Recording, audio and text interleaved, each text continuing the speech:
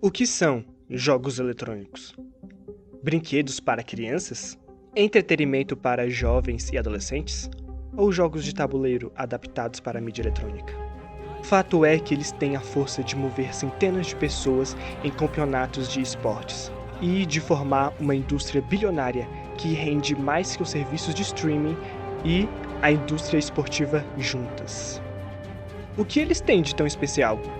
Teria algo a ver com a sua relação com a arte? Por que figuras ligadas ao cinema insistem em afirmar que não? As respostas para essas perguntas? Talvez seja possível encontrá-las aqui.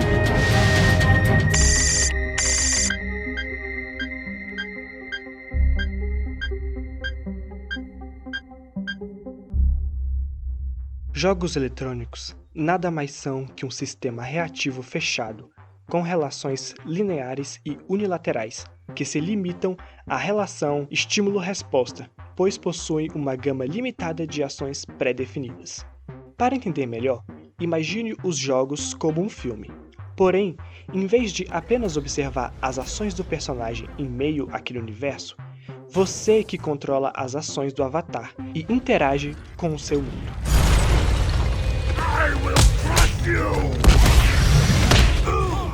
Bom, nem sempre essa comparação foi válida, pois em seu começo, os jogos eram um pouco diferentes do que estamos acostumados hoje em dia. Assim como aconteceu com outras invenções da humanidade, os videojogos surgem por mero acaso, inicialmente sem nenhuma pretensão de criar um produto de entretenimento de larga escala. Tudo começa com um físico norte-americano chamado Willy Higbefan, que testava tecnologias para o governo americano. Em 1958, ele cria o primeiro jogo eletrônico que se tem história. O projeto ganha o nome de Tennis Program, mas ficou mais conhecido como Tennis for Two. Ele acontecia na tela de um osciloscópio e lembrava bastante uma partida de tênis, por isso seu nome. Tal criação não chegou sequer a ser patenteada, já que seu objetivo inicial era ser exposto no Brookhaven Natural Laboratories, em Nova York. Assim, se alguém quisesse jogar nesse aparelho, teria que visitar o laboratório. Avançando um pouco no tempo, em 1968, é criado a primeira patente de um protótipo de videogame, feita por Ralph Baer, engenheiro eletrônico que o chamou de Bro Box. Chega 1972 e com o protótipo de Baer é lançado o primeiro console da história, o Odyssey 100. Magnavox presents Odyssey, the electronic game of the future.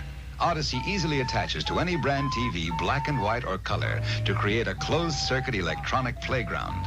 Odyssey gives you all the exciting action of hockey and 11 other challenging play and learning games for the entire family. Odyssey, a new dimension for your television, now at your Magnavox dealer. He's listed in the yellow pages.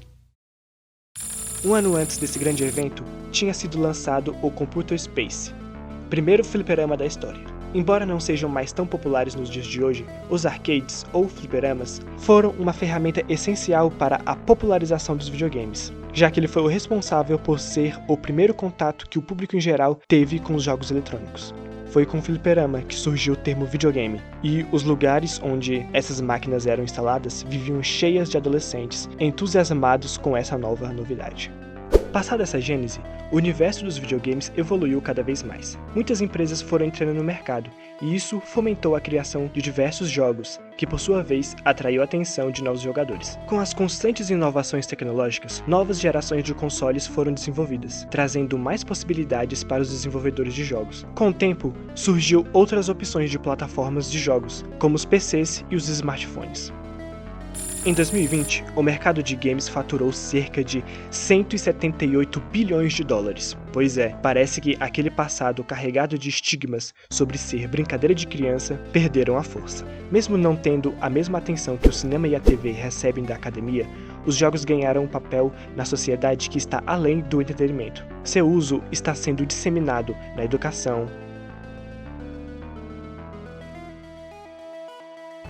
na publicidade, em treinamentos que usam simulação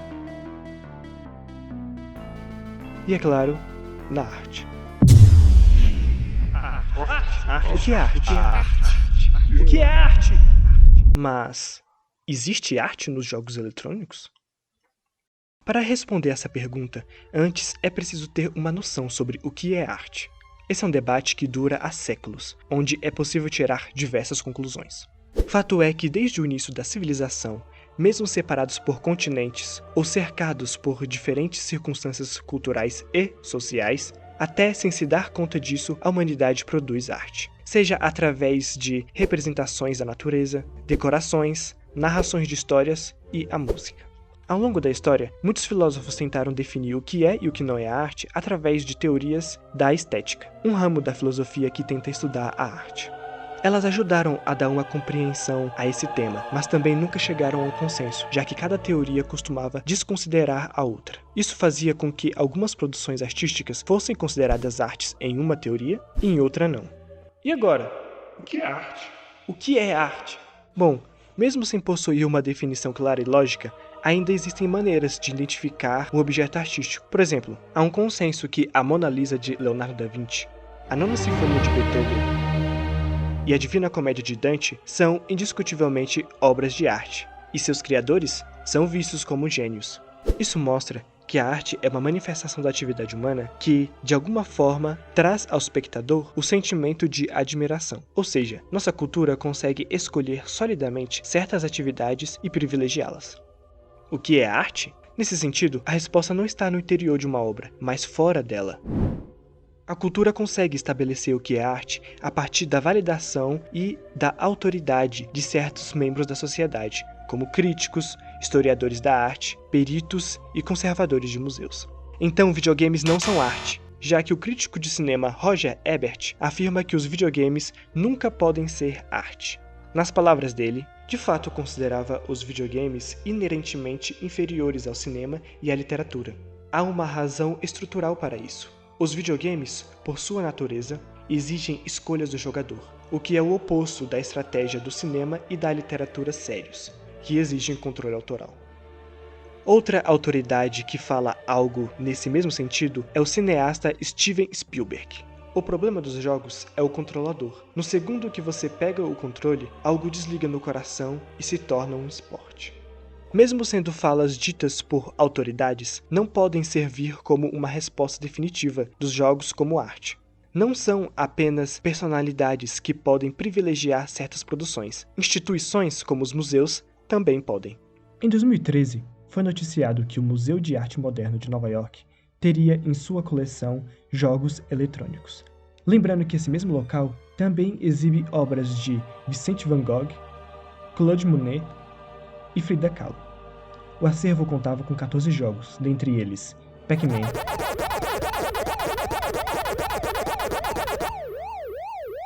Tetris, The Sims, Portal,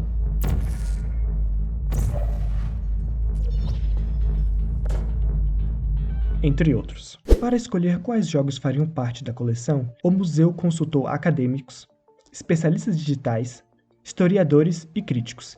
Assim, chegaram a um consenso que os levou a esses escolhidos, com base em suas qualidades estéticas e até mesmo pela sua linguagem de programação. Isso mostra que as opiniões de Ebert e Spielberg não são definitivas, pois existem outras autoridades com afirmações contrárias e que a cultura também trabalha identificando obras artísticas de diferentes maneiras. Para muitos pesquisadores e acadêmicos, os jogos eletrônicos são definitivamente arte. Seguindo essa retórica, 2 elementos podem ser usados para confirmar essa afirmação. Primeiro, a produção artística. Ela é a responsável pela elaboração de materiais criativos, como desenhos conceituais, sonoplastia,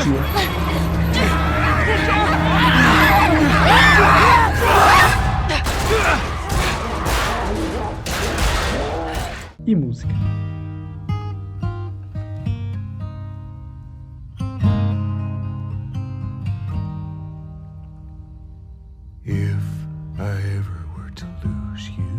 Sendo todas elas ligadas a uma forma de arte já estabelecida. E a segunda é a interatividade, que conecta o jogador com aquele universo como nenhuma outra arte faz, colocando a pessoa como protagonista ativo dentro da obra. Isso provoca o aprendizado, o questionamento e um forte envolvimento emocional. Ela é a parte mais importante para a arte do videogame. E isso vai contra o que Roger Ebert e Steven Spielberg falam sobre os jogos. Resumindo, se não tem interatividade e sobra elementos visuais e sonoros, não tens um jogo, mas talvez um filme não interativo. Outros elementos artísticos presentes nos jogos são os aspectos de estética e significação. Como já visto, a estética é o estudo filosófico da arte, mas nesse contexto ela não se restringe apenas à tradicional ideia de beleza. Aqui, o efeito estético estimula várias sensações e emoções que a arte pode provocar, como a tristeza, o medo, o assustador, o revoltante e o perturbador. Também é relevante deixar claro que a estética não se refere apenas à forma física de um objeto. Ou seja, a experiência estética pode ser abstrata, no sentido de que a pessoa não é estimulada apenas pelos seus 5 sentidos, mas pelo seu sentido mental. Por exemplo, em The Witcher 3 é apresentado ao jogador um objetivo principal: encontrar Cirilla, afilhada do protagonista Geralt, com quem jogamos na maior parte do game. Após enfrentar diversos desafios, lutar contra humanos, monstros, e até se envolver nas políticas de reinos, Geralt, ou melhor, você finalmente encontra Ciri. As expectativas para esse encontro são altas. Só essa situação já gera no jogador uma sensação de felicidade antes mesmo do fato acontecer. Porém, é tarde demais e parece que ela está morta.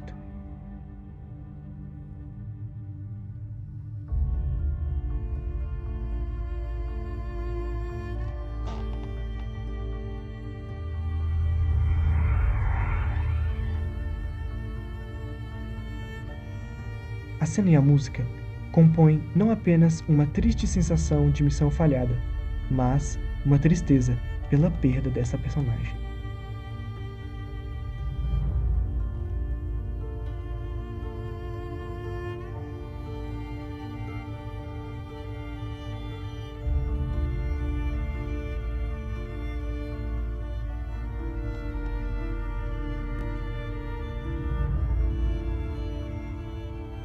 O aspecto significação é o tradicional sentido de produzir significado, ou seja, trata-se da comunicação expressa no jogo, sejam verbais ou não verbais. Isso pode vir através de mensagens, argumentos e atos ilocutórios. É por conta desse aspecto de expressar significados que os videogames podem ser analisados pelo ponto de vista semântico, interpretativo e discursivo para além da estética. Assim como acontece na estética, a mensagem do jogo pode estar em suas regras e não somente na sua narrativa ou apresentação audiovisual.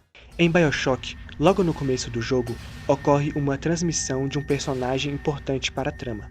Em seu monólogo, ele revela que o protagonista está entrando em uma cidade subaquática, que foi fundada como uma alternativa aos estados, governos e religiões. Um paraíso utópico anárquico, onde o artista não teria medo da censura, onde o cientista não seria limitado pela moralidade, e onde os grandes não seriam constrangidos pelos pequenos. Essa é Rapture.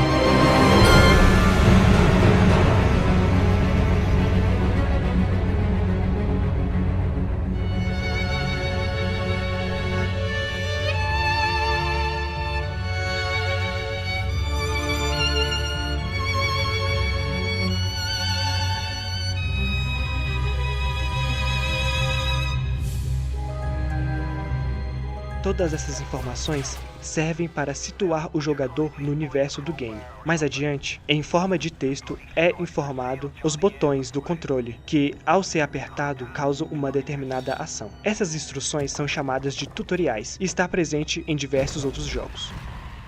Para que se possa visualizar melhor a arte contida nos games, foi selecionado um jogo para usar de exemplo. E o escolhido foi The Last of Us. Produzido pela desenvolvedora Naughty Dog e lançado em 2013, o jogo é repleto de elementos que o validam como uma obra de arte genuína. O primeiro deles, e talvez o que mais se destaca, é o seu enredo. O game traz a história de Joel, um homem desiludido que presenciou o fim do seu mundo e a morte de sua filha por conta de uma pandemia causada por um fungo que infectou as pessoas e as transformou em zumbis. I know, baby. I know it hurts. Come on, baby, please. I know, baby. I know. Sarah. Baby. E Ellie, uma adolescente que nasceu durante esse apocalipse e carrega um humor que se contrapõe à terrível situação que é viver nesse mundo. We don't give that up.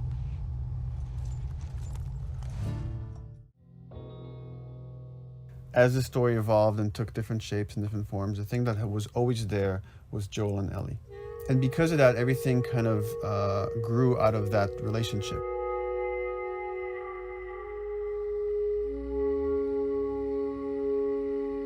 We've seen kind of that role of the anti-hero change, especially over the last 3 to 5 years, to where before it was like, the thick-neck mercenary kind of guy. For this game specifically, for this story, we needed something new.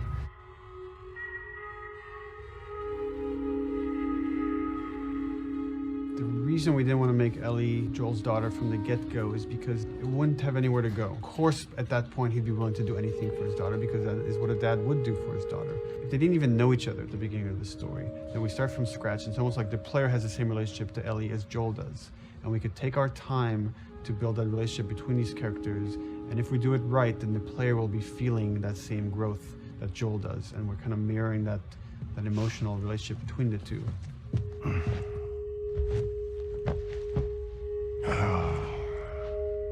What are you doing? Killing time. Well, what am I supposed to do?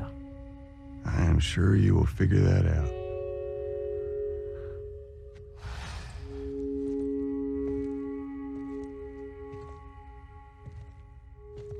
Your watch is broken. It's exciting that Neil wrote something like this, where he's like, I don't want to make the stereotypical characters. I want to make real people in this crazy situation and these forced to make decisions that are really tough. Like, what would we be like in those situations? No início, eles não se dão bem. Porém, ao passar por todos os desafios que encontraram em sua jornada, pouco a pouco eles se aproximam. A estranha e inusitada relação dos dois ganha ainda mais uma camada em um diálogo-chave da história. Not her, you know. What? Maria told me about Sarah. Ellie? And You are treading on some mighty thin ice here. I'm sorry about your daughter, Joel, but I have lost people too. You have no idea what loss is. Everyone I have cared for has either died or left me. Everyone fucking except for you. So don't tell me that I would be safer with someone else, because the truth is I would just be more scared.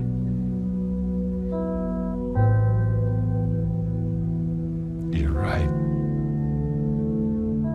You're not my daughter. And I sure as hell ain't your dad. And we are going our separate ways. Get it together. We're not alone. Esse é um roteiro pensado para levar as emoções do jogador ao limite, com momentos de tristeza, medo,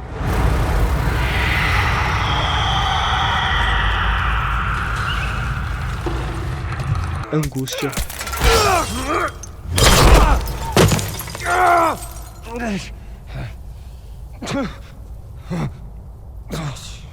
mas também com felicidade e humor.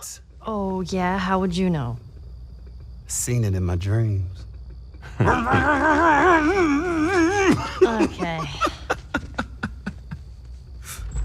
Pelo enredo, The Last of Us pode ser considerado uma obra de arte, já que se encontra aspectos da estética, pelas suas sensações e mensagens do I don't jogo. think anyone from my group is gonna show up. Yeah. Outros aspectos estéticos do jogo são os seus cenários, que ajudam na ambientalização do jogador naquele mundo pós-apocalíptico, e ajudando a compor um pouco mais daquela história. Why would they mow down all these people? Can't let everyone in. So they killed them? Dead people don't get infected. It's kind of shitty. The Last of Us really has been a story of contrast. It's some pretty dark themes, but they're juxtaposed against an aesthetic that we find very beautiful. That contrast is visual, but it's also in the environment. The world we decided was actually its own character.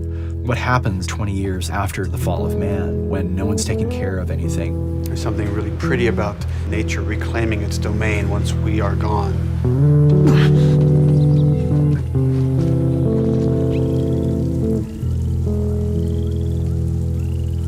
So everything we're doing in the environments is relating back to what you should be feeling in the story or what's happening to these characters. You as a player, you as Joel, you can look at these things and reflect about how much we've built.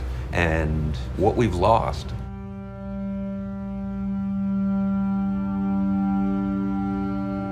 You get to see hints of civilization that used to be.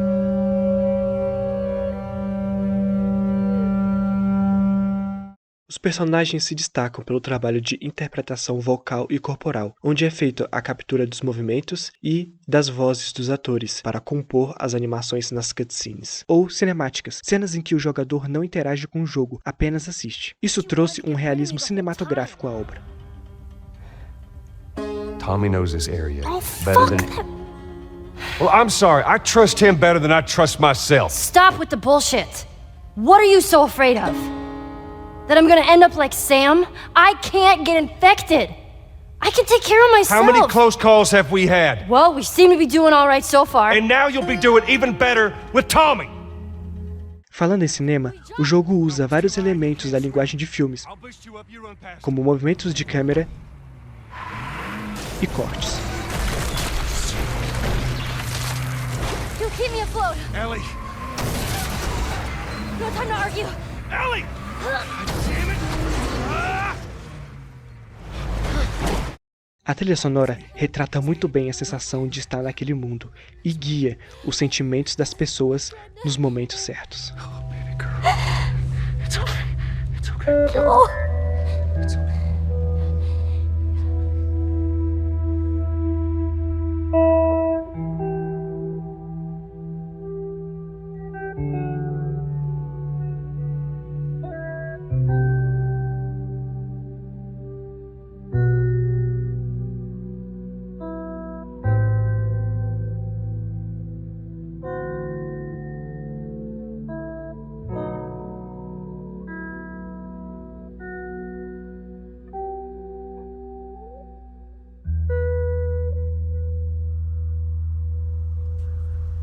Para complementar, a interatividade, que potencializa toda a experiência. Aliás, é o jogador que está no controle das ações dos personagens. Com isso, entra na pele do protagonista e sente o peso de ter que sobreviver em um mundo pós-apocalíptico.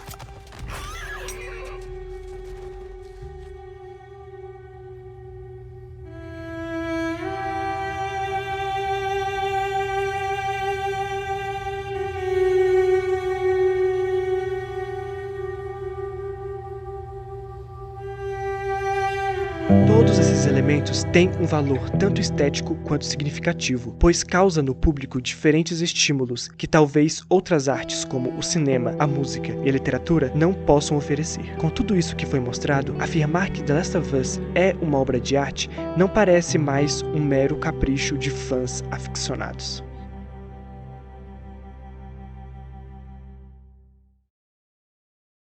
Com isso, certamente foi possível observar e contemplar a arte que habita nos jogos eletrônicos. É claro que não são todos que têm uma pretensão artística na sua criação, mas é fato que inúmeros profissionais, artistas ou não, estão envolvidos nesse grande mercado que já se consolidou como uma mídia influente e que a cada lançamento existe, de alguma forma, uma mensagem a ser expressa ou uma emoção a ser sentida, seja ela raiva, felicidade, tristeza ou aquela estranha sensação dolorida e ao mesmo tempo prazerosa de ter passado por uma inesquecível jornada.